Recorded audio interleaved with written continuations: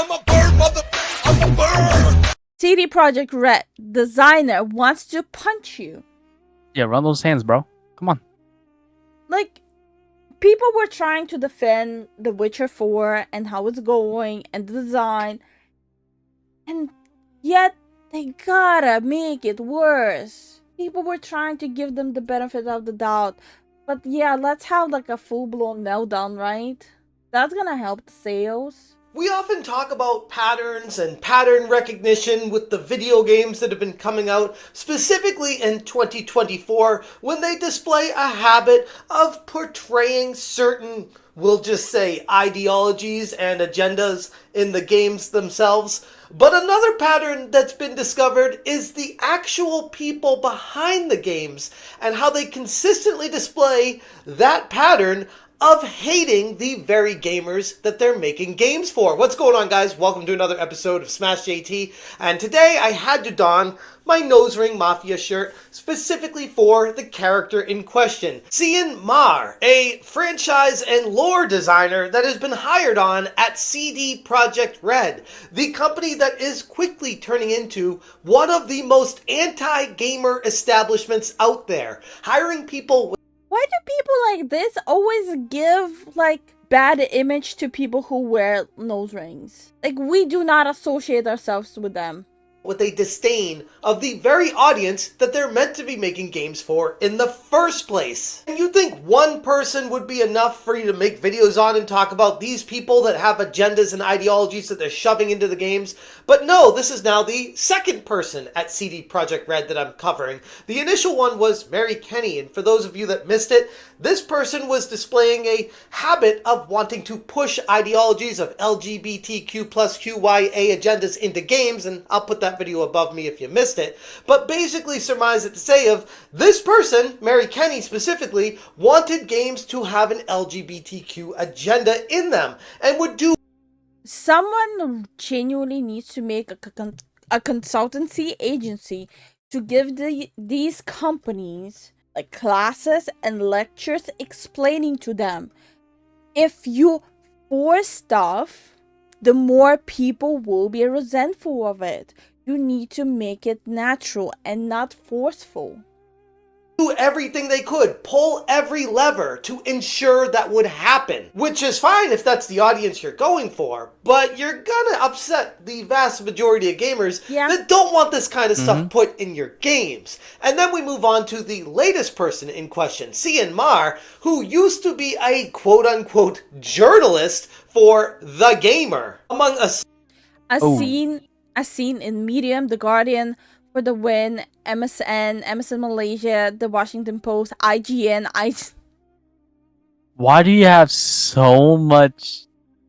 Did you get kicked off every like 6 months? Like, how is your resume so big? Freelance writer. Oh. So that means no one wanted to hire him full time. Yep. I wonder why. Slew of other outlets, and from what I can tell, this guy has no discernible actual game development skills or experience, but instead a well-documented history of outwardly expressing hatred and hostility towards gamers, going so far as to say he wants to punch you, which I'm sure is going to go over well. Yeah, that's how you sell games. You tell people that I'ma just punch you. That's gonna do great for the marketing. Yeah, he's that guy's the type to do that bullies, but then like you throw your hand up, he's like, wait, I'm kidding, chill. Well, with people wanting to open their wallets and buy his game. Hit that subscribe, give me a like, and check out smashjt.com for the full and exhaustive article going through everything I could find on this guy.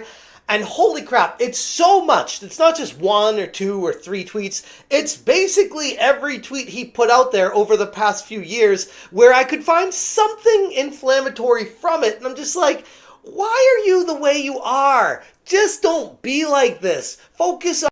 Because easy money right now, with the way everything is going, is genuinely easy money for them. They make it so easy to just not want to support them in any way possible. Exactly. I was already planning not to play Witcher 4, and now I'm just like, I made the right call. on making great games that people want to play. Stop attacking the very audience that wants to buy them. Maher's career began in quote-unquote journalism, and as we know that type by now, he worked as an associate editor and eventually lead features editor at thegamer.com, a site that I felt personally has become the breeding ground for some of the worst, most spite-filled, hateful people in video games media. So no, what I'm going to discuss about this guy didn't really shock me at all. It's right in line with all the other people that seem to come out of these organizations. It's a breeding ground for hatred, and it's exactly what we're putting the spotlight on to get rid of it. During his tenure there, and even after being hired at CDPR, Maher has repeatedly made inflammatory statements about gamers, and there is an exhaustive amount of stuff that I'm not going to cover in this video. Then why the hell are you in the industry if you are so repulsed by the customers? Why are you in the industry? You don't fit there, and you believe that people that you're working with don't fit there. You might as well just leave at that point because you're the minority.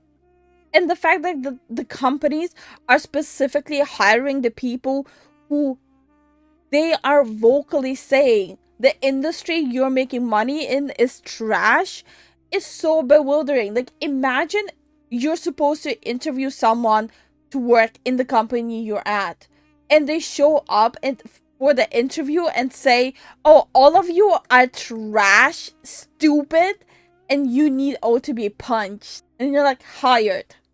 Because it would be like a 2-hour-long video if I displayed every single tweet that I felt was inflammatory and hateful against gamers and read through each of them. It would go on forever. So I'm just going to pick some of the top ones out and talk about them here. If you guys want the extended version with all the information, I linked it in the Smash JT article. A small channel called The Reviewer Wild Take with, at this point, 159 subscribers made a video called Meet CD Projekt Red Lore Designer Who Wants to Punch Gamers. And this video goes through if he is the lore designer, and right now the way they will try to justify why Witcher 4 is what it is, and that person is in charge, we already know everything we should expect from it. We already know they will not give a damn about the actual world of The Witcher. Almost every single tweet showing them on screen, and it is a ridiculous rabbit hole to go down.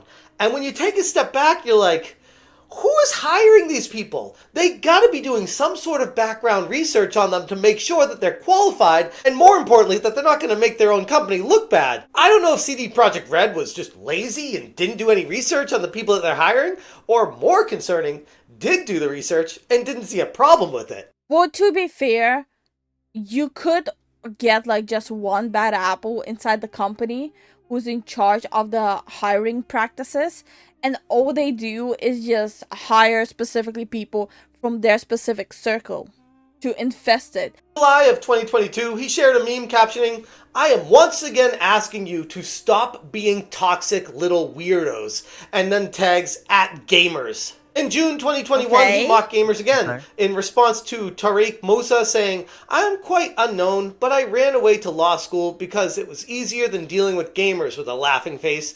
And Cian Maher replied, "Law school being easier?"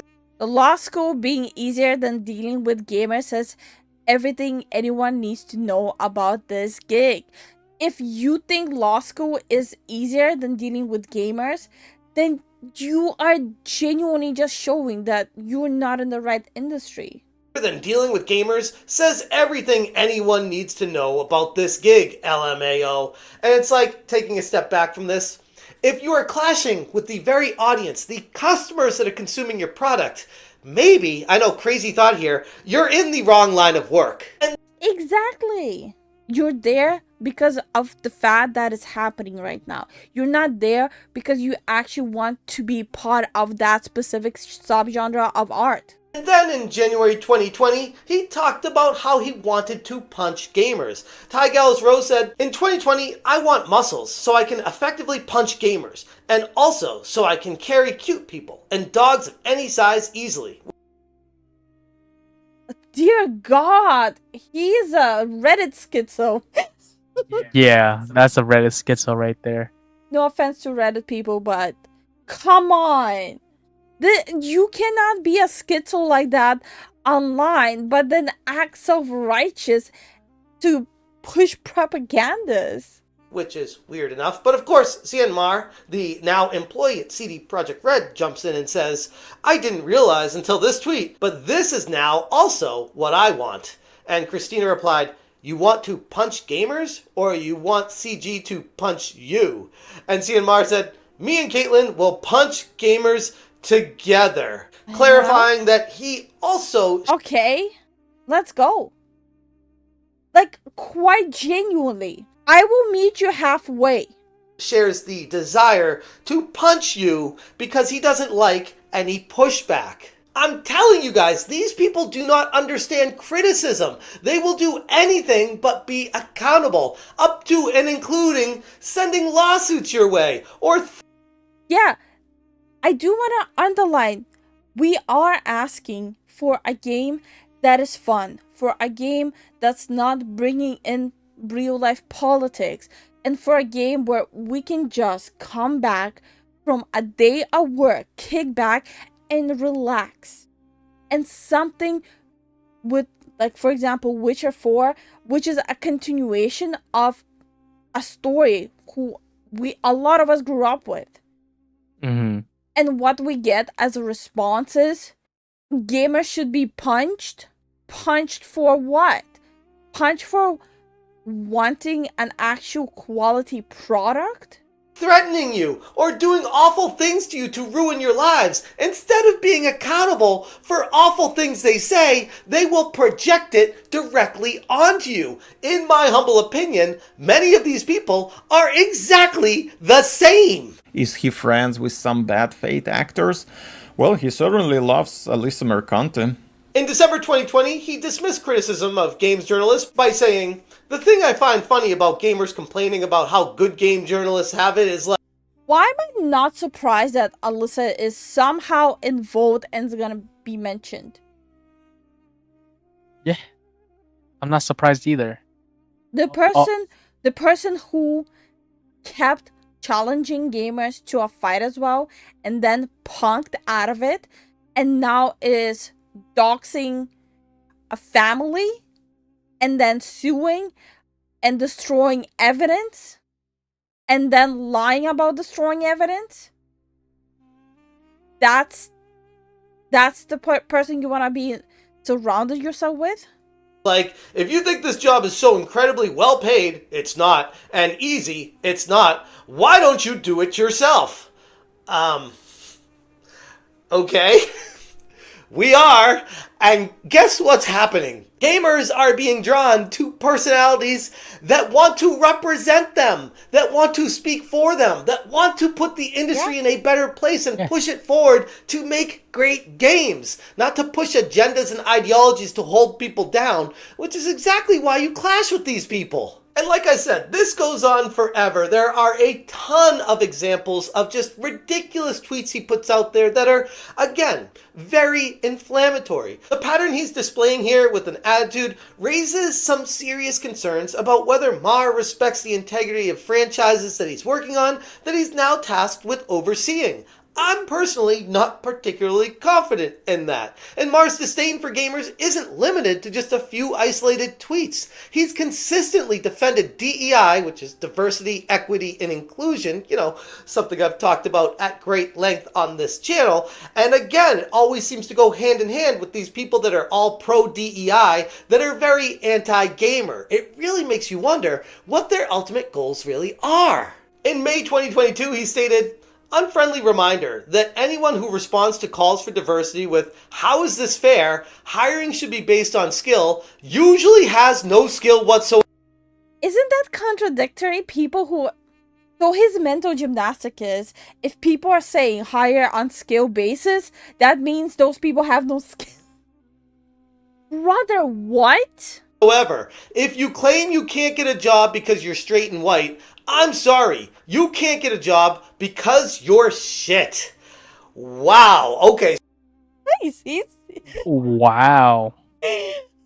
he's like straight up coping. Guys, you know what he's doing? Here, this is what he's doing.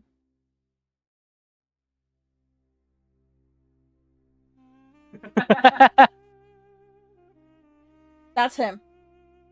So now he is completely making a blanket statement across the board here that if you're upset that you feel like you're being turned down for a job because you're straight and white, that you have no skills, which flies directly in the face of many people who I have had personal interactions with in the game industry myself, showing me their resume and their history of great work they've done being passed over for other jobs because of DEI initiatives. It's true. It's happened. I have seen it myself. R continues, people would rather be bigoted and blame the fact they're straight white men on their inability to get a job than, the fact they're not quite as good a writer as they'd like to think, which ironically is a byproduct of unfounded. X150. I'm sorry, but I was off for a moment. What did I miss?